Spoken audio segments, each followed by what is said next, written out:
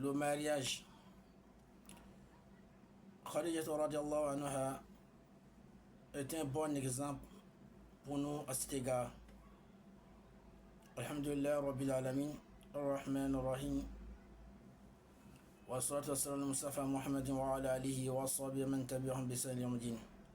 Wa ashhadu an la ilaha illallah wahdahu la sharika lahu wa ashhadu anna Muhammadan abduhu wa rasuluhu safiyyuhu wa rasuluhu rahmatan lil alamin. Chers parents, chers frères en islam, assalamu alaikum wa rahmatullahi wa barakatuh. Notre sujet, c'est le mariage. Et nous prenons la personnalité la plus titrée en islam comme un exemple à cet égard, qui est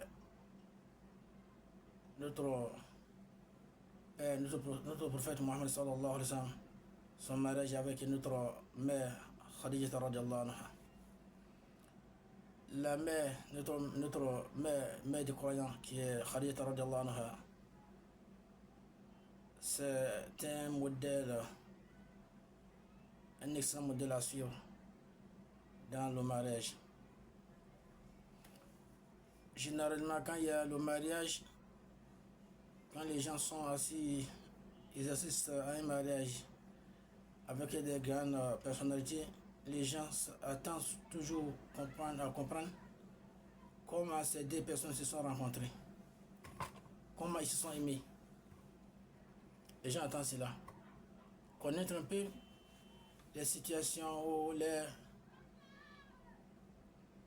comment les procédures.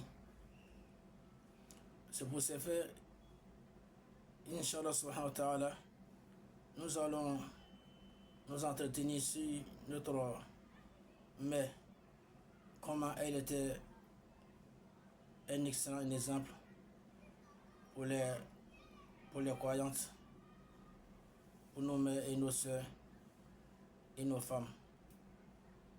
C'était un excellent modèle pour l'humanité. Ce qu'elle a incarné, c'est pas, on ne peut pas dire comme ça s'est passé. Parce que ce qui s'est dit, ce qui s'est raconté dans l'histoire. Et quand tu analyses, est-ce que toi-même tu comprends, tu trouveras que non. Alhamdulillahi Rabbil Alamin.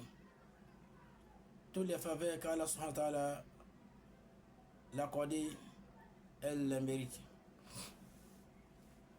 Le prophète sallallahu alayhi wa sallam, étant jeune, il n'avait pas encore reçu la révélation. Il avait 25 ans. Bien avant, juste cela, il a été surnommé Al-Amin, qui signifie l'homme doué de confiance. Al-Amin, l'homme de confiance, c'est le dont tout le monde le fait confiance. C'est dans cette perspective, notre mère Aïcha Khadija radallahu anha a attendu les gens parler du prophète sallallahu alayhi wa sallam.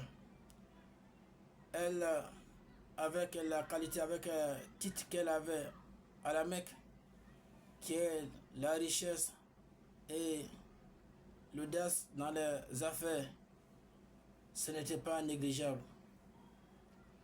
Avec la place qu'elle occupait et comment elle était convoitée par les grandes personnes, les grandes personnalités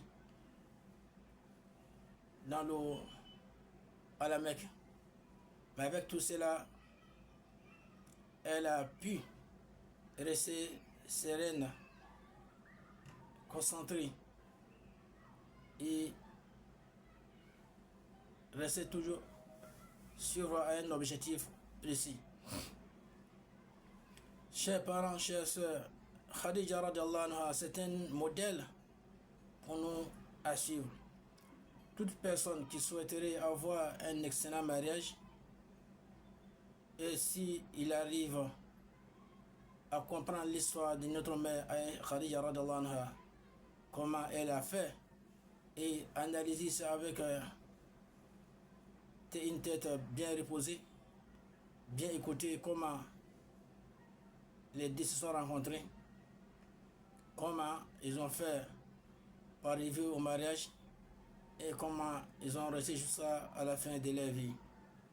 Donc voici l'introduction de ce que nous allons aborder dans notre séquence qui est le mariage et Aïcha comme Khadija comme modèle. Suivant cette séquence sera très très profitable pour chacun et chacune qui souhaiterait être dans une situation confortable dans son foyer, car quand tu connais les modèles qui sont appropriés à ta religion, qui sont appropriés à ta foi, donc ça ne fait que raffermir ta religion, raffermir ta foi et fortifier ta croyance. Donc, Khadija radiallahu anha a souhaité que le prophète sallallahu alayhi wa sallam vienne travailler chez elle dans son entreprise.